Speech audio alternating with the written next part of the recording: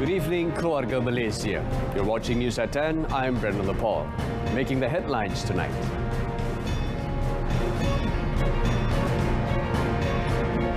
Anti-party hopping bill postponement not to delay implementation.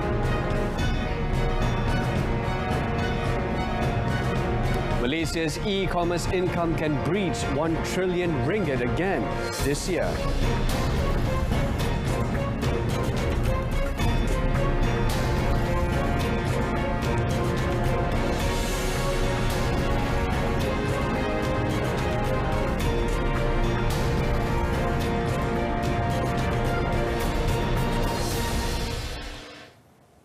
And thanks for your company. Now, one of the 4 foreign divers who were reported missing while diving off Pulau Tokong Sanggol, Norwegian diving coach Kristin Grodem, has been found safe about 30 nautical miles from the scene.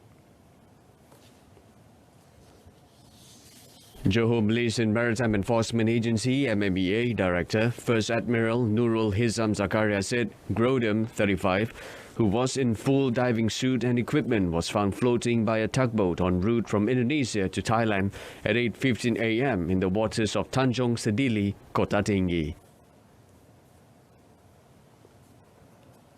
Kita maklumkan, saya dah pun arahkan untuk maklumkan kepada pihak Basarnas, Badan SAR Nasional Indonesia dan juga pihak Singapura.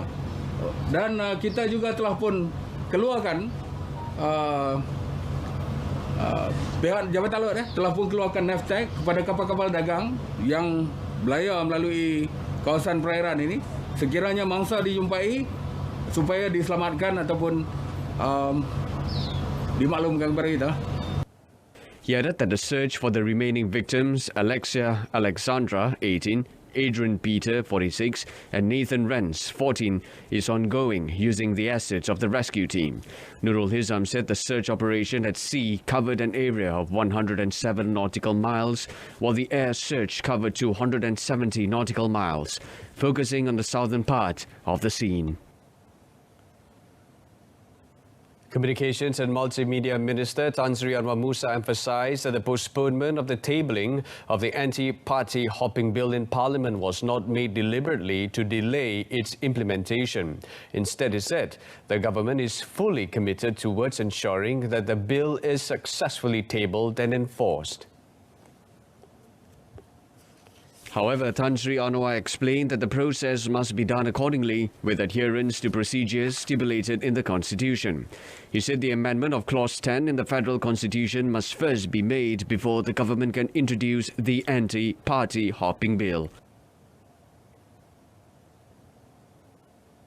Kita terus melakukan engagement sebab ini kali pertama satu pindaan perlembagaan yang agak yang substantif, yang agak fundamental sifatnya, yang perlu dirundingkan antara kerajaan dan pembangkang. Jadi kita tahu kerajaan tak cukup 2/3. Dan setakat ini we are on the same page. In fact, sebentar lagi jam 12 pun saya ada pertemuan dengan pembangkang. Saya mewakili kerajaan, di mana kedua-dua pihak kekal dengan pendirian seperti mana yang ada dalam MOU. MOU masukkan itu satu daripada perkara yang kita bersama-sama sepakat untuk melaksanakannya. The announcement of the postponement of the tabling of the bill was made by Minister in the Prime Minister's Department of Law, Dato Sri Dr. Wan Junaidi Tuanku Jaafar, yesterday. He said it was to allow further detailed studies to be conducted, especially regarding the definition of party hopping. A special session in the Dewan Rakyat will still be held on Monday to table the amendment of the Constitution, which will allow for the tabling of the anti-party hopping law in future. Meanwhile, an application to help motorcyclists who were involved in accidents is currently being developed by volunteers. Tan Sri Anwar said the app, which will be equipped with several facilities including direct call lines to ambulance as well as towing services, is expected to launch in the end of this month. Elaborating further on the matter, Tan Sri Anwar said that the creation of the app was one of his own ideas after he witnessed an accident involving a motorcyclist, Jamal Shankar Abdul Rahman, last Tuesday.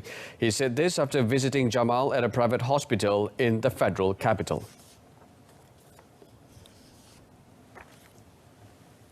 Lagi saya bercadang nak melancarkan bersama Uncle Kentang satu apps yang mana penunggang motosikal boleh press one button, dia akan dapat berbagai-bagai jenis perbantuan daripada towing, ambulance dan juga polis. Now, a total of 252,730 travellers were recorded to have entered and left Malaysia through the main entry points over a 4-day period since the reopening of the borders on 1st April. Immigration Director General Datuk Sri Khairul Zaimi Daud said 126,392 were arrivals and 28,301 departures involving Malaysians, while 55,121 arrivals and 42,916 departures involved foreign travellers. They went through the country's gateways such as the Kuala Lumpur International Airport KLIA, Kuala Lumpur International Airport 2 KLIA 2, Sultan Iskandar Building and Sultan Abu Bakar Complex in Johor and Bukit Kayu Hitam, Kedah. The highest number of travellers were from Singapore, Thailand, Indonesia, India and the United Kingdom. In addition, the issuance of the International Malaysian Passport has noted a significant increase. The Immigration Department had issued 12,923 copies from the 1st to the 4th of April. Datuk Sri Khairul Zaimi said the number is expected to continue to increase as more people are taking advantage of the opening of the border to travel abroad as well to perform the Umrah. He took the opportunity to remind locals and international travellers to always adhere to the general travel protocol set by the Ministry of Health and also the immigration regulations. And since 2016 until last year, the Royal Malaysia Police (PDRM) has issued 143,427 traffic summonses towards Singaporean nationals. From the total, 108,757 of the summonses have still not been paid. Bukit Aman Traffic Investigation and Enforcement Department Director Dato' Mat Kasim Karim strictly said Singaporean traffic offenders who have outstanding summons and have arrest warrants out for them may be barred from entering or exiting Malaysia. The next course of action would be to arrest and charge them in court. Dato' Mat Kasim explained that the department is constantly carrying out Operasi Saman Tertunggak Warga Negara Asing to take action towards any traffic offenders. This denies allegations that issues pertaining to outstanding summons arise from weak enforcement and instead stems from factors such as summons notice not being delivered to offenders as their home addresses are not recorded. In mitigating this, PDRM welcomes the directive requiring Singaporean vehicles to register with the Road Transport Department, JPJ, Malaysia. The cost for performing Hajj this year is expected to exceed 25,000 ringgit per person following the increase in taxes and new service charges imposed by the Saudi Arabian government. Lembaga Tabung Haji (TH) Hajj Executive Director Datuk Sri Syed Saleh Syed Abdul Rahman said the Pilgrims Fund Board predicted that the cost would continue to rise in the years to come.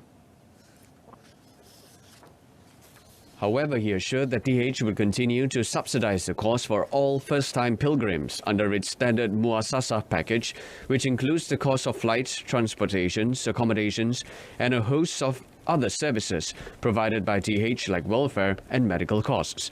In a statement today, Datuk Sri Syed Saleh said, apart from the direct costs, TH also fully bears the indirect costs, which include Hajj preparation courses, publication of handbooks, health services, and services of Hajj staff. The total indirect cost alone reaches 60 million ringgit annually. In 2019, the cost for the first-time Hajj pilgrims was 22,900 ringgit, but increased to 25,000 ringgit last year after the VAT rate in Saudi Arabia was increased from 5 to 15%, aside from imposing other additional service charges.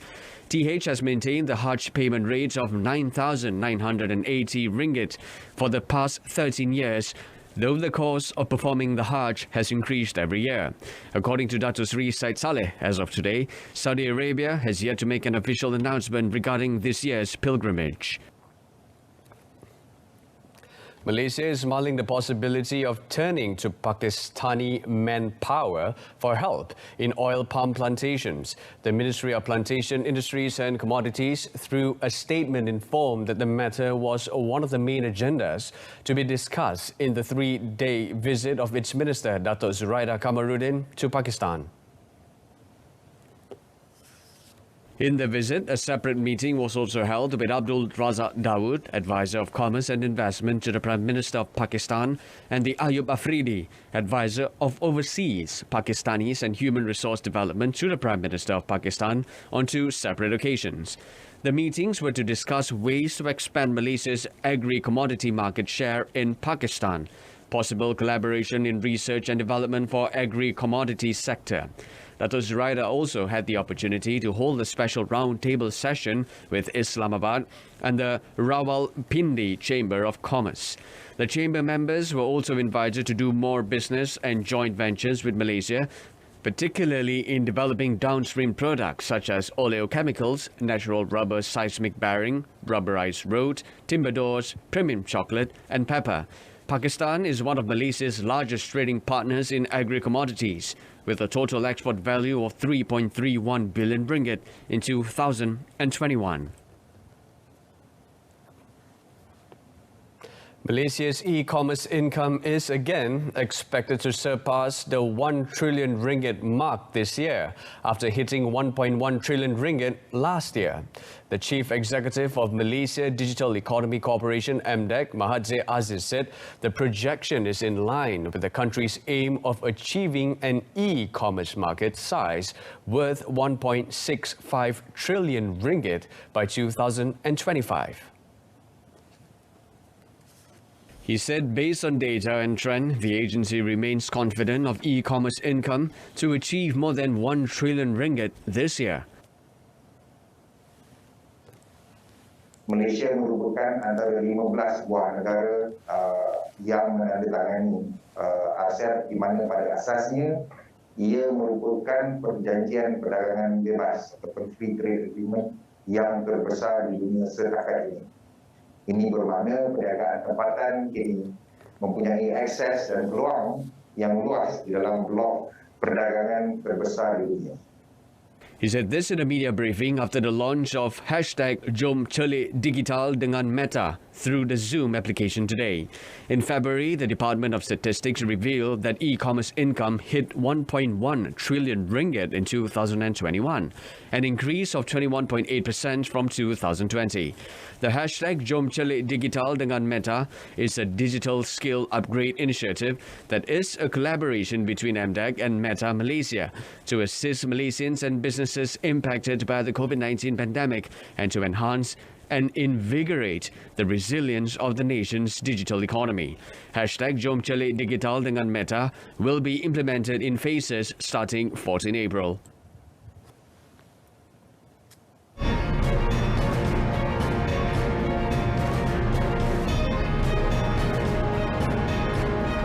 And coming up, the labourer in remand for 7 days over housemate's death. Stay with us.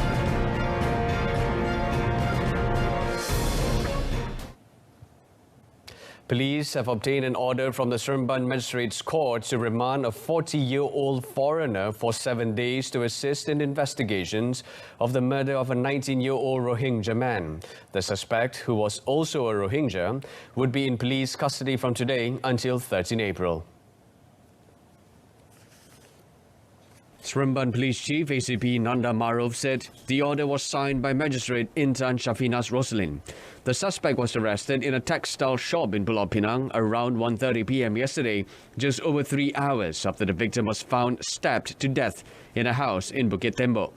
Police found the victim's remains in the house around 10 a.m. yesterday after being alerted by a member of the public. The victim, who was stabbed in the stomach, was believed to have died 5 hours before his remains were found. Preliminary investigations revealed that the victim had been staying at the house for the past week. ACP Nanda had said that police believed both the victim and the suspect got into an argument, which eventually led to the victim being stabbed. Neighbors reported that they heard the two quarreling on Tuesday night. The case was being investigated under Section 302 of the Penal Code for murder. A former area farmers organisation PPK executive was fined 8,000 ringgit in default, 6 months jail by the Shah Alam Sessions Court today for failing to report to the Malaysian Anti-Corruption Commission (MACC) or police on a bribery transaction 7 years ago. Muhammad Jazid Majani, 52, pleaded guilty after the charge was read out to him by a court interpreter before Judge Rosila Saleh. According to the charge, Muhammad Jazid, as a PPK executive in Klang at the time, was given a cheque worth 5,000 ringgit, which he had cashed by a 55-year-old man as an inducement to help the company secure a job supplying 5,000 litres of organic liquid fertilizer for the district PPK's agricultural input, worth 143,000 ringgit. In doing so, he had breached Section 16, Subsection A of the MACC Act 2009. He was charged with committing the offence on 21st July 2015. The charge was framed under Section 25, Subsection 1 of the MACC Act 2009, punishable under Section 25, Subsection 2 of the same Act, which carries a fine of up to 100,000 ringgit or a maximum jail sentence of 10 years or both upon conviction. Earlier, Muhammad Jazid, who was unrepresented, pleaded for a lenient sentence on the grounds that he had repented and is currently taking care of his ailing mother and supporting his 2 children at universities. However, Deputy Public Prosecutor Fadli Abdul Wahab requested that in public interest, a deterrent sentence be imposed. An assistant surveyor for the local government has been remanded for 7 days from today to assist in investigations into bribery of 3,000 ringgit. The remand order until 13 April was issued by Magistrate Intan Shafinas Roslin at the Seremban Magistrates Court in Negeri Sembilan today, following the application by the Malaysian Anti-Corruption Commission (MACC). A source said the 40-year-old suspect was arrested at 3:30 p.m. yesterday at the Negeri Sembilan MACC office where he had gone for questioning. The man was believed to have received a bribe of 3,000 ringgit in return for approval for an application for a house renovation plan without going through local government procedures. The incident was believed to have occurred in August 2019. Negeri Sembilan MACC Chief Awang Kok Ahmad Taufik Putra Awang Ismail confirmed the remand. He added the case is being investigated under Section 16, Subsection 1, Subsection A of the MACC Act 2009.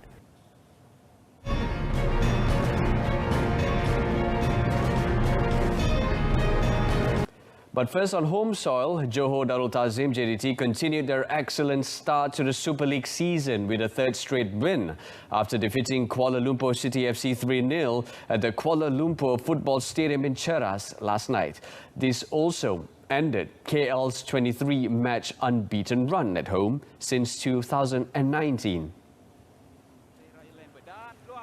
The Southern Tigers needed just 18 minutes to draw first blood through Fernando Forestieri. Things went from bad to worse in the second half when the City boys had D. Kenny Palraj sent off after he was shown a second yellow card for fouling JDT's Leandro Velasquez.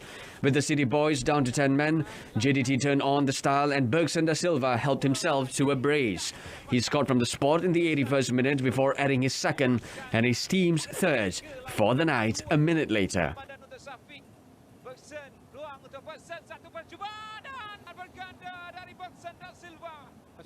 In another Super League match at the Petaling Jaya City Council Stadium, striker Darren Locke bagged a hat-trick in the 12th, 31st and 38th minutes to inspire Petaling Jaya City FC to a 3-0 win over Terengganu FC.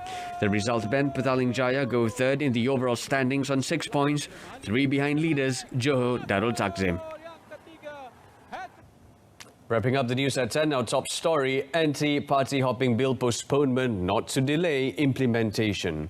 Join us again at 12:30 tomorrow afternoon. Till then, it's lights out. I'm Brendan Lepol. Salam keluarga Malaysia and good night.